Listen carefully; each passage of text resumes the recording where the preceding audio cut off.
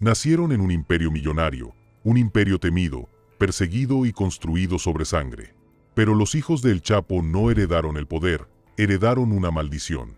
Uno a uno, sus vidas se desviaron por caminos que ninguna dinastía podría sobrevivir.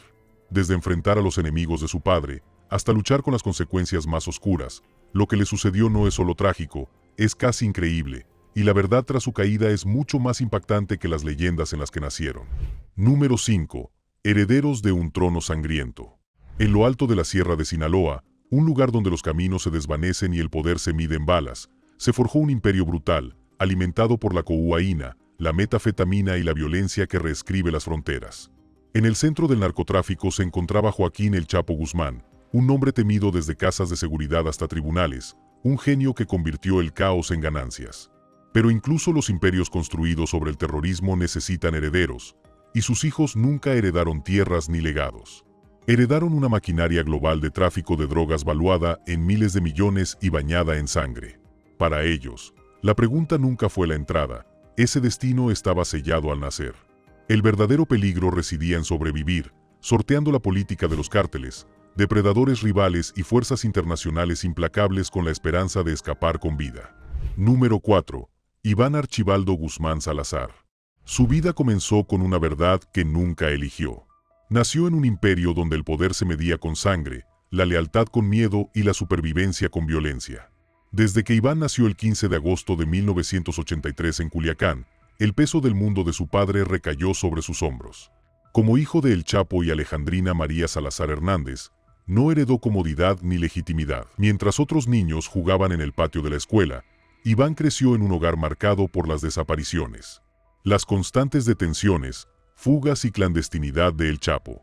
El capo de la droga más buscado del mundo ha sido arrestado tras años prófugo. La maquinaria del cártel lo rodeaba. Sus reglas se convirtieron en sus lecciones de infancia. La violencia no era impactante, era rutinaria. La lealtad no se ganaba, se exigía.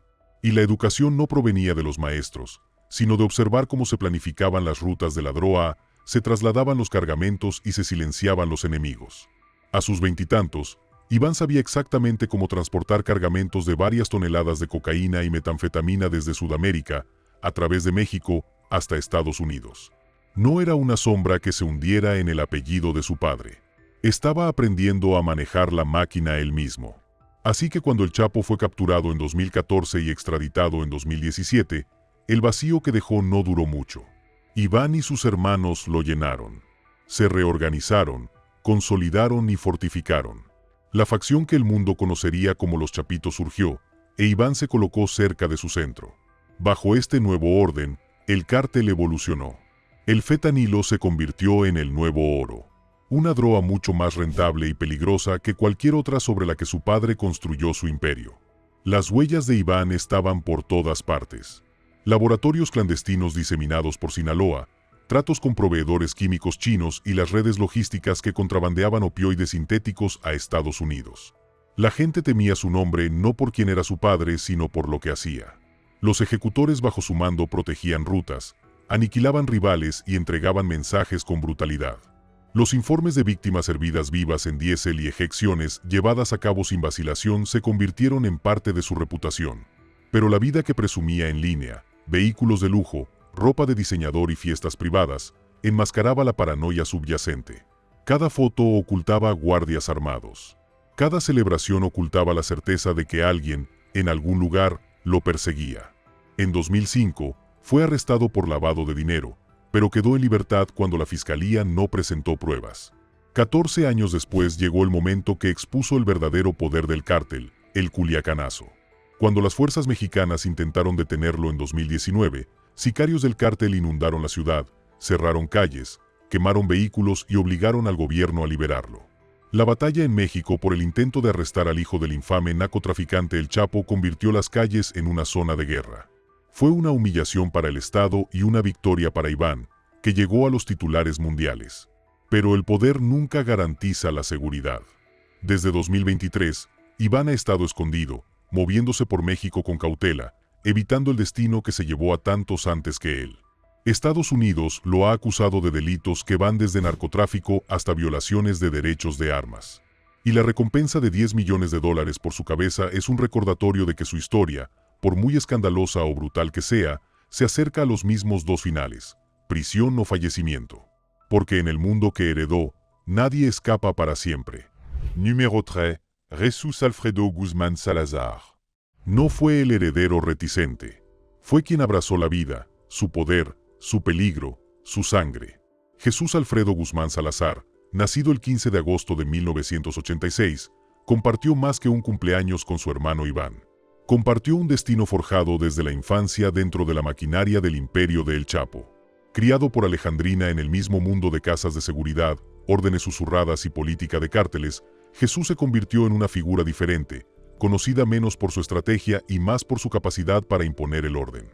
Mientras que Iván solía desempeñar el papel de cara al público, Jesús se convirtió en el hombre que manejaba lo que mantenía a la organización a raya: el miedo, la fuerza y la amenaza de la violencia. Sus primeros años fueron un reflejo de los de Iván, pero la distinción se acentuó a medida que crecían. Jesús se incorporó directamente a las áreas del negocio que requerían armas sobre la mesa y decisiones tomadas en la sombra. Mientras su padre desaparecía tras los muros estadounidenses, la influencia de Jesús se expandió junto con la de Iván. Juntos guiaron a los Chapitos a través de operaciones de tráfico global valoradas en miles de millones de dólares, y Jesús se hizo cargo de áreas vinculadas a la producción y distribución de fentanilo, operaciones que contribuyeron a alimentar la crisis de opioides en Estados Unidos. Pero lo que realmente lo distinguió a ojos de las fuerzas del orden fue su presunta participación en la violencia. Las autoridades mexicanas lo vincularon a operaciones marcadas por enfrentamientos armados con grupos rivales, mientras que los fiscales estadounidenses lo acusaron de influir en la decisión de cuándo y cómo se desplegaban los sicarios del cártel. La policía finalmente liberó al hijo del Chapo, y esta noche el presidente de México defiende esa decisión. La violencia no era cómplice de su trabajo. Era parte de su trabajo, y sin embargo, incluso quienes trafican con miedo pueden sentirla. En agosto de 2016, Jesús e Iván fueron secuestrados de un restaurante en Puerto Vallarta por miembros del cártel Jalisco Nueva Generación, en un descarado intento de atacar directamente a los Chapitos. Las imágenes de vigilancia muestran que el ataque fue descarado. Las capturas de pantalla muestran a Jesús Alfredo Guzmán sentado en una mesa con amigos. Desaparecieron durante días, solo para reaparecer en circunstancias turbias que dejaron más preguntas que respuestas. Lo que el incidente dejó claro fue simple: incluso los príncipes del inframundo sangran. Al igual que Iván, Jesús vivía rodeado de riquezas, animales exóticos, propiedades de lujo y joyas relucientes. Pero esas exhibiciones venían envueltas en acero y paranoia.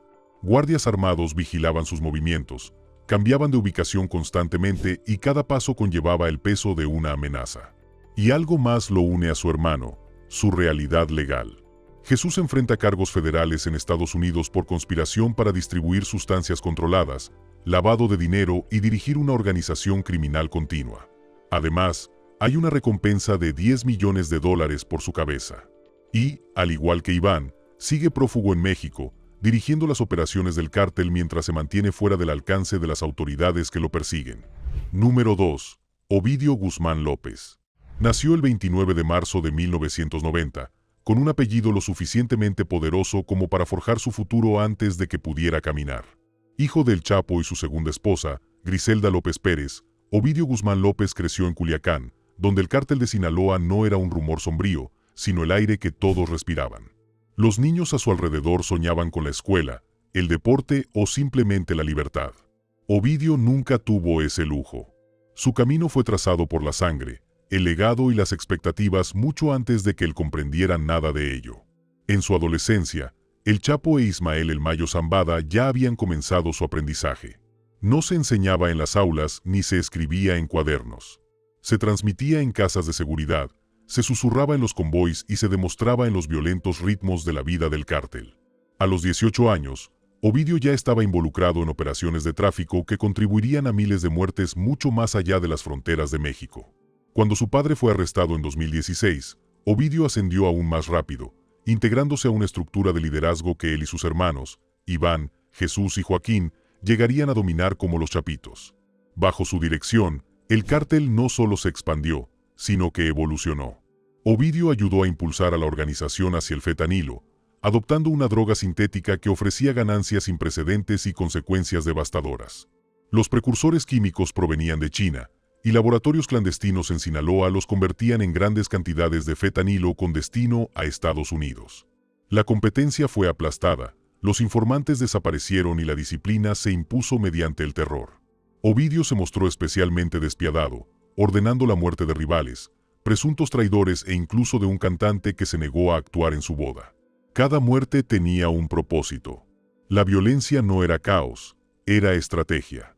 Pero el mundo llegaría a conocer a Ovidio no solo por las drogas, sino por el día en que sometió a una importante ciudad. El 17 de octubre de 2019, la Guardia Nacional Mexicana lo capturó en Culiacán. En cuestión de minutos, la ciudad estalló. Más de 600 sicarios del cártel, siguiendo las órdenes de Iván, arrasaron las calles, lanzando ataques, incendiando vehículos, rodeando viviendas militares y amenazando con causar numerosas bajas civiles. Culiacán se convirtió en un campo de batalla y, tras horas de violencia, el gobierno se rindió. El presidente Andrés Manuel López Obrador ordenó la liberación de Ovidio, alegando que la decisión había salvado 200 vidas. Fue una demostración impresionante del poder del cártel. Prueba de que Ovidio contaba con suficiente lealtad y potencia de fuego para obligar a una nación a retirarse, pero el respiro no duró. Al amanecer del 5 de enero de 2023, las fuerzas mexicanas lanzaron una segunda operación, la Operación Mangosta Azteca, en el distrito de Jesús María. Esta vez, Ovidio no escapó. La redada dejó más de 2 docenas de muertos mientras los combatientes del cártel intentaban liberarlo de nuevo. Pero fue trasladado a la Ciudad de México bajo fuerte vigilancia. El proceso de extradición comenzó de inmediato. El 15 de septiembre de 2023, Ovidio fue enviado a Estados Unidos para enfrentar cargos que abarcaban desde narcotráfico hasta la dirección de una organización criminal. Tras llegar a Chicago, se declaró inocente. Pero la situación cambió en julio de 2025, cuando Ovidio cambió de postura. Se declaró culpable de 4 cargos importantes, abandonando su defensa y abriendo la puerta a la especulación sobre la información que podría haber proporcionado a la fiscalía. El hombre que una vez tomó como rehén a una ciudad ahora se encontraba en el sistema federal estadounidense, a la espera de una sentencia que podría condenarlo a prisión durante décadas o incluso a cadena perpetua. Para Ovidio Guzmán López, el futuro que se forjó al nacer ha tenido un final desolador. Una celda, una declaración de culpabilidad y la certeza de que la sentencia que reciba definirá el resto de sus días. Número 1. Joaquín Guzmán López. ¿Cómo se ve la traición cuando ocurre dentro de una de las organizaciones criminales más peligrosas del mundo? La respuesta llegó el 25 de julio de 2024, de la manera más inesperada y de la fuente más improbable. Conocido como el Güero Moreno, Joaquín Guzmán López nació el 16 de julio de 1986. Al igual que sus hermanos, Joaquín recibió su formación en operaciones de cártel directamente de su padre y del legendario Mayo Zambada. En julio de 2017, un gran jurado acusó formalmente a Joaquín y a Ovidio de tráfico de cocaína, metafetamina y marihuana, colocándolos formalmente en la mira de las fuerzas del orden estadounidenses. La acusación formal, sellada, permaneció confidencial durante meses antes de ser revelada a principios de 2019, como parte de un esfuerzo más amplio para desmantelar las operaciones de los Chapitos. Al igual que su hermano, el papel de Joaquín se centraba en la producción y distribución de drogas sintéticas, en particular fentanilo, que se había convertido en la línea de productos más rentable del cártel. Sin embargo, la violencia atribuida a los Chapitos reflejaba los métodos que su padre había empleado durante su reinado. El estilo de vida de Joaquín, al igual que el de su hermano, reflejaba tanto la riqueza de su posición como las constantes preocupaciones de seguridad que la acompañaban. Pero todo cambió en julio de 2024, tras el arresto. La batalla en México por el intento de arrestar al hijo del infame narcotraficante El Chapo. Arrestados por las autoridades estadounidenses en El Paso, Texas, Joaquín e Ismael El Mayo Zambada participaban en una operación que inicialmente pareció un rotundo éxito policial. El hijo del infame jefe del cártel de Sinaloa, El Chapo, y el cofundador del cártel, Ismael El Mayo Zambada, se encuentran bajo custodia estadounidense. Pero los detalles que surgieron revelaron una historia mucho más compleja. Las autoridades mexicanas, citando fuentes estadounidenses, declararon que Joaquín se había entregado a las autoridades estadounidenses, sugiriendo cooperación voluntaria en lugar de captura. Más dramáticamente, el abogado de Zambada afirmó que Joaquín secuestró a la fuerza a su cliente, lo emboscó con 6 hombres uniformados, le ató las piernas, le colocó una bolsa negra en la cabeza y lo obligó a subir a un avión con destino a Estados Unidos. En una carta manuscrita, Zambada negó haberse entregado o haber viajado voluntariamente a Estados Unidos, sino que declaró que fue secuestrado y llevado a Estados Unidos por la fuerza y contra su voluntad. Pero también se sugirió que Joaquín decidió endulzar su propia entrega entregando a Mayo Zambada a las autoridades, lo que podría ayudar a su hermano Ovidio, quien enfrentaba cadena perpetua en Estados Unidos. Pero ¿cuál fue el motivo de la entrega de Joaquín? El 30 de julio de 2020, Joaquín se declaró inocente de los cargos de narcotráfico en un tribunal federal de Chicago, la misma jurisdicción que manejaba el caso de su hermano. El tribunal reconoció el posible conflicto de intereses con el abogado Jeffrey Lichtman, quien representaba a ambos hermanos. Sin embargo, tanto Joaquín como Ovidio aceptaron el acuerdo, al igual que la fiscalía, lo que deja en la duda qué información podría poseer Joaquín. Como líder de los Chapitos, tendría un conocimiento detallado de las rutas de tráfico, las redes de distribución, las operaciones de lavado de dinero, los esquemas de corrupción que involucran a funcionarios mexicanos y la estructura organizativa del cártel. Su traición a Mayo Zambada demostró su disposición a sacrificar incluso al aliado más cercano de su padre y figura paterna sustituta para los hermanos. Durante años, Mayo Zambada había sido como un padre sustituto para los hijos del Chapo, lo que hizo que las acciones de Joaquín fueran particularmente significativas en la cultura de los cárteles, donde la lealtad es primordial. Su situación actual lo coloca bajo custodia federal, a la espera de la conclusión de las negociaciones para su declaración de culpabilidad que determinarán su destino. A diferencia de su hermano Ovidio, quien ya se declaró culpable, Joaquín permanece técnicamente en la fase de negociación, aunque los observadores esperan un resultado similar. El hombre que una vez ayudó a liderar una organización criminal multimillonaria ahora enfrenta la posibilidad de pasar el resto de su vida en una prisión estadounidense, y su libertad depende del valor que los fiscales otorguen a su cooperación y a los secretos que revele sobre la organización que traicionó.